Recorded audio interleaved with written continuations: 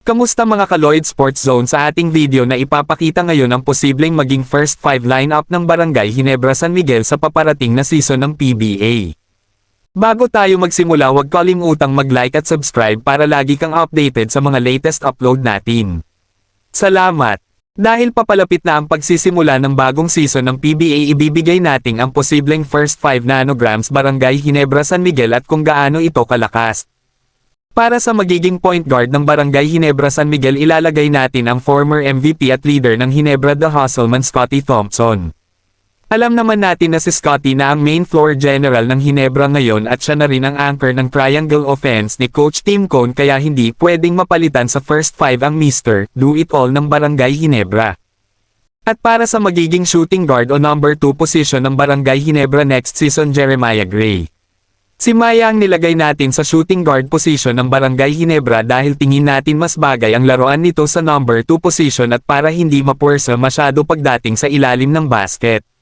Si Gray ay nagtamo ng injury sa kanyang knee at magkabila dito ay na-injured na, kaya hindi pa natin pwedeng puwersahin si Maya.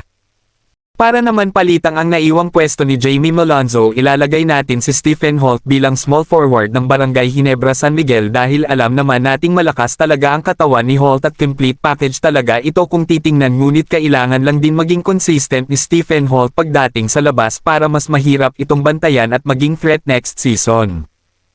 At ang magiging power forward naman o number 4 position ng Barangay Ginebra San Miguel ay si Troy Rosario.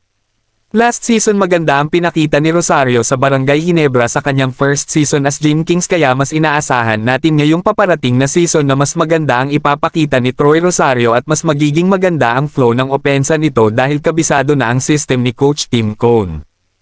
At para sa magiging center ng Barangay Ginebra San Miguel ay ang veteran big man na si Jepet Aguilar. Masasabi nating si Jepet na marahil ang isa sa mga sure ball na kasama sa first 5 nanograms Ginebra dahil kung titingnan din natin ang current lineup ng Barangay Ginebra, si Jepet Aguilar lang talaga ang solid big man.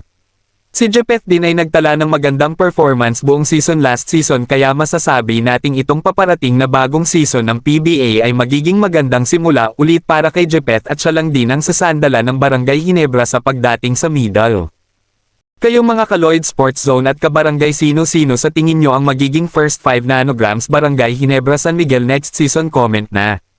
Bago matapos ang ating video, huwag kalimutang mag-like at subscribe para lagi kang updated sa mga latest upload natin. Salamat!